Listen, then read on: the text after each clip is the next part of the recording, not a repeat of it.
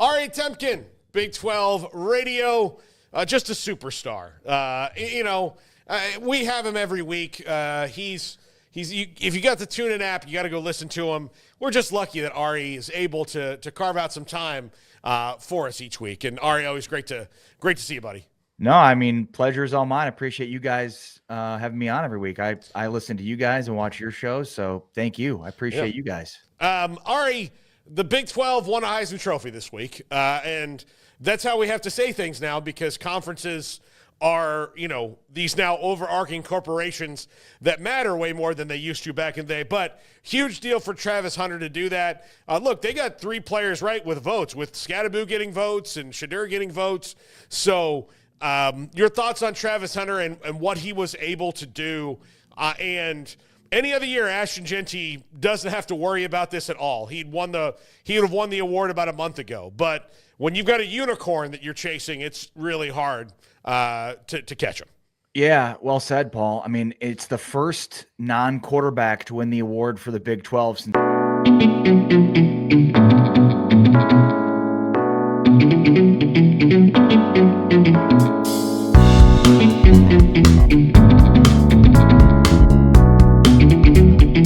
Ricky Williams in 1998. There's been a ton of quarterbacks, mostly from Oklahoma, that have won it for the Big 12, in the last 30 years. But Ricky's the last one to do it that was not a quarterback. So that's obviously a huge deal. Second overall for Colorado. And look, I mean, I certainly had I had a vote, would have voted for Travis Hunter, but I buy the arguments for Jeanty. I mean, I think you couldn't have gone wrong with either. And I think the vote reflects that. It was probably a lot closer than a lot of people expected, certainly a lot closer than I expected. I think it was the closest vote since 2009. But, for me, at the end of the day, he had one of the most unique seasons in college football and one of the most unique seasons in college football history. He played virtually every snap for Colorado, both offense, defense, and even on special teams. You're talking about being on the field for about 1,600 snaps, maybe more. And I know people have said, well, snaps is not a real stat. I mean, it is. It absolutely is, especially when you apply it to Travis Hunter. So, I think the right guy won. And he was impressive, too, when he gave his speech. It was kind of funny. He first thanked God, and then he thanked his mom and his fiance, and then he thanked Dion and Shadur. And so the camera's kind of panning along this front row, and then he suddenly starts talking about Lil Wayne, and the camera pans to Lil Wayne, and it's like, what? Like all the other ones made sense. It was super random to see what's Lil Wayne doing here.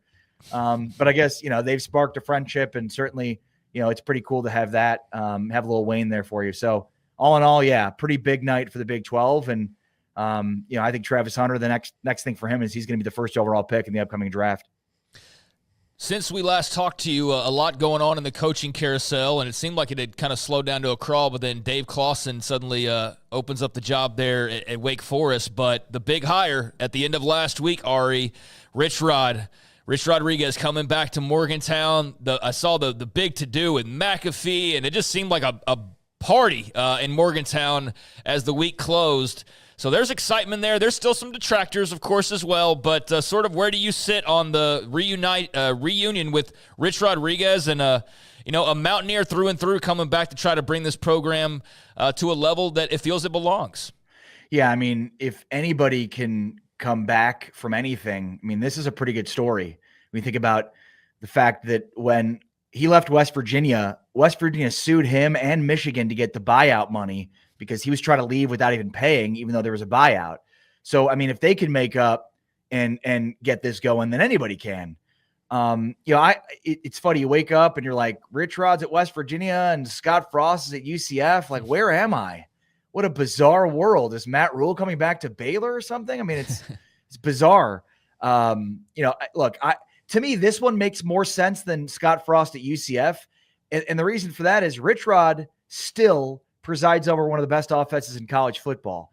When you look at Jacksonville State and the fact that they have less scholarships than their other, FBS compatriots as they're making the FCS transition. I mean, their first year in transitioning, they had a top 50 offense in college football. And this past year, as they're, again, still transitioning, they had a top 18 offense in college football.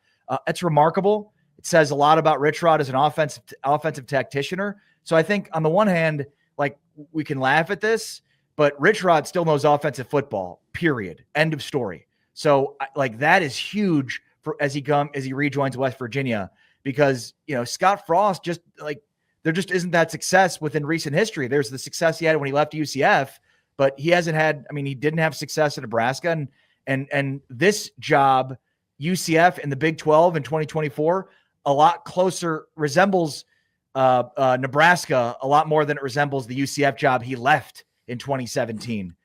So I know you didn't ask me to compare the jobs, but I am excited about Rich Rod. I think there's a lot, there's a potential here for this to work out. And look, he brings a lot of excitement, a lot of juice to the conference.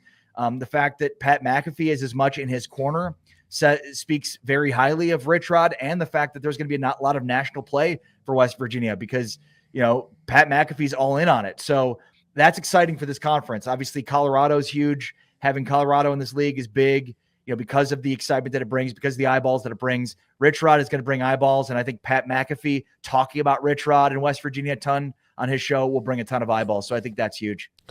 Scott Frost, I would say the only difference between UCF and Nebraska is that the pressure is maybe a little bit like he's maybe even more warmly regarded there than he was at Nebraska. When he came in, he was almost like an ER doctor where it's like, hey, the guts are on the table. You got to put them back together. And he was like, there was so much pressure on that. I think there might be less, but you are right. This is a completely different job than he left the last time around. Yeah, and I'm not comparing Nebraska and UCF from a football powerhouse standpoint. Obviously, UCF is basically in its infancy for its football program, whereas Nebraska, they were one of the best football programs in the country for a long time running there. Unprecedented success. They didn't lose a game over 2 seasons. So yeah. But to me, it's UCF in 2017 in the American Athletic Conference in, the old age. So like what I was basically saying, Paul, and I think you hit it there, is this job just a lot closer resembles the Nebraska job than the UCF job that he left. This is not the UCF job that he left in 2017. This is not the American Athletic Conference, and this is not 2017. The entire world of college football has changed dramatically in the last 7 years, since he left this job. So that's all I'm saying is, it's 17 years for Rich Rod, and it's 7 years for Scott Frost, these last jobs, 2007 and 2017. And I just think with Scott Frost, the UCF job in 2024, 2025 is a lot closer to what he left at Nebraska in terms of, and expectations is one thing, but it's, the need to have money, to have the right GM and personnel director and how to appropriate that money. Oh, and by the way, you're in the Big 12 where UCF has struggled in its first 2 years in the conference. So I just think that's, I hope he doesn't take the approach. I don't think he will of this is the same job that I left, because it's not in any way, shape, or form. The only thing that's the same is the campus is the same, the school is the same. Everything else is completely different.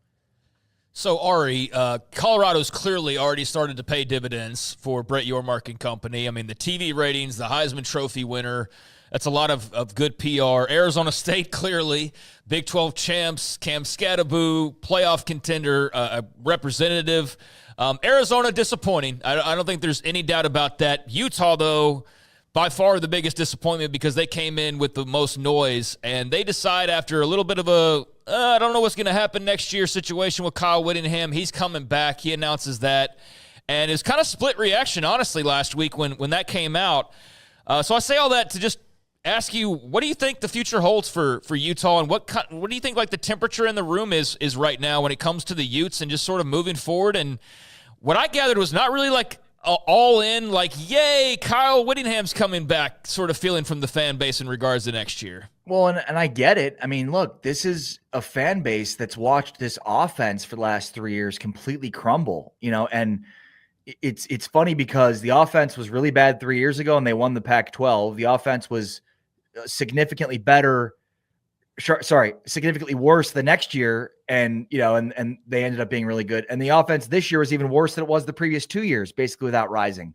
So I get why the fan base would be upset. Like, they don't want to see any more of this, ground and pound offense with this elite defense. They want to see an elite offense that justifies their belief in themselves. And, look, Kyle Whittingham brought a lot of this on himself. As he said, He didn't see himself coaching to 65. He's going to be 65 this year. So this would be the year that he would potentially not be coaching. So I could see why there's a lot of confusion over whether or not he'd be back. I'm not surprised he's back, simply from the fact that how can a coach as good as he leave under such bad circumstances? They do bring in the New Mexico offensive coordinator. They bring in his quarterback.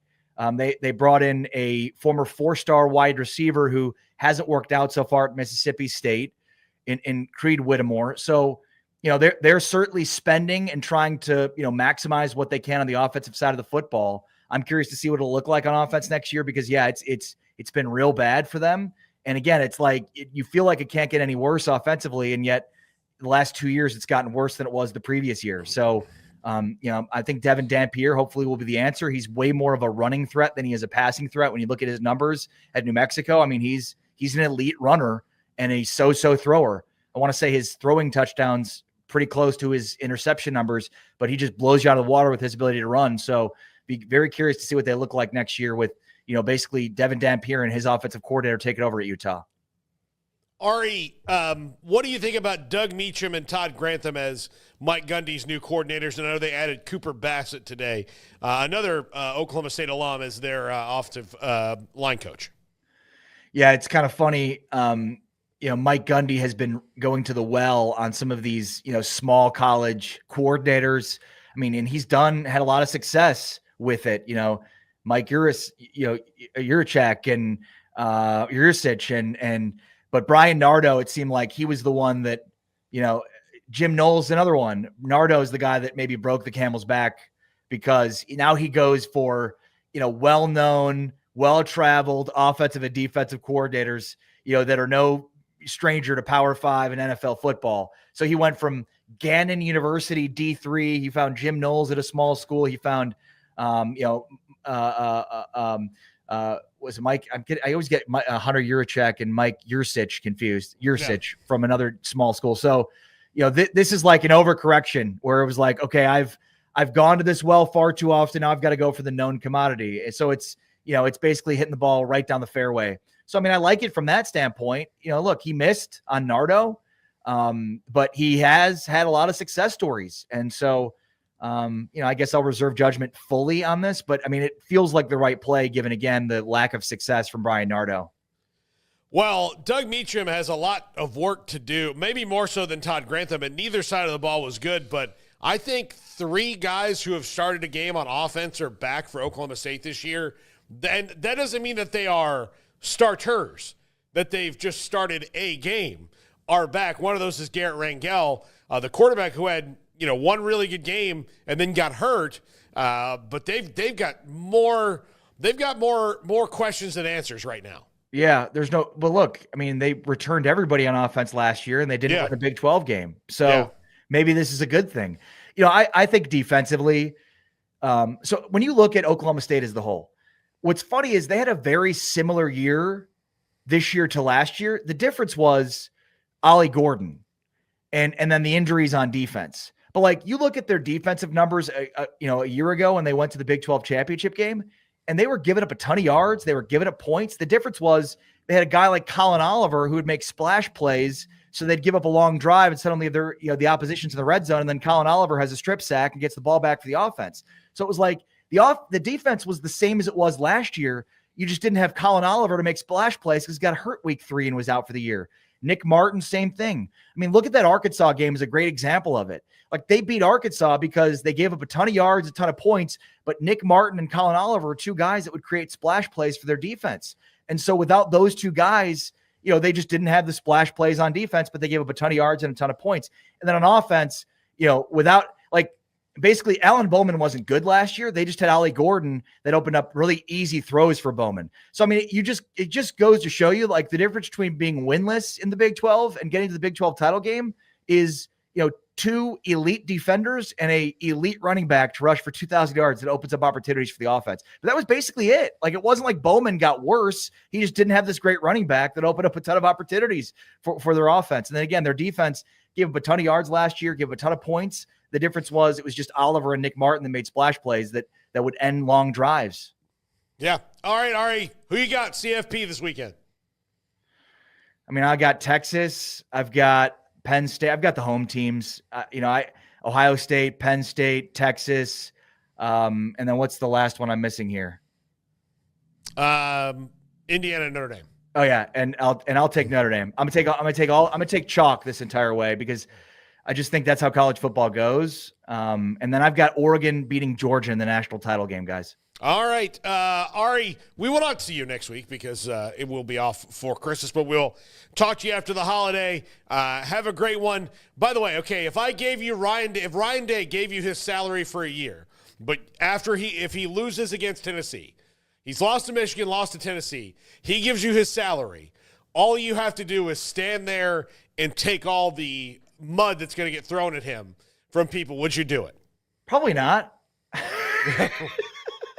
He gets the coach, but you have to stand there and take those every Ohio insult. State fans are crazy, Paul. I'd be fearful for my life. I mean, like we joke, but not really. I mean, college football fans are nuts. There's a college football fan that literally poisoned trees over college football outcomes. Okay, so no, I wouldn't take it. No, absolutely not. It's a great salary. It's a hefty salary, but no, I fear for my children's safety, my children's lives. Yeah, fans are nuts, man. Absolutely not. No. Yeah, so he better not lose this game at home. I'm just telling you, or next year's going to be long. 2025 is going to be, it's not going to be the year of Ryan Day. That's for sure. You're right Absolutely. about that. Merry Christmas, guys. Happy New Year. Merry Take Christmas, care. Sorry. Ari Temkin, Big 12 Radio on TuneIn.